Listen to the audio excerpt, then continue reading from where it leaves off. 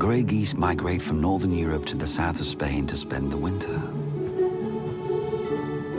In the wild, they learn the route of this migration by following their parents on the way down. On the way back up, they often manage it on their own. Flying in the crisp morning light, the landscape appears clearly.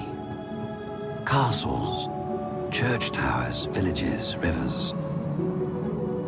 So many landmarks for my student navigators who etch the route into their memory with eyesight that is 8 times sharper than mine. They calculate their position using the stars and the sun, and possess cells capable of sensing the Earth's magnetic field, a compass built into their eye, and a GPS in their beak.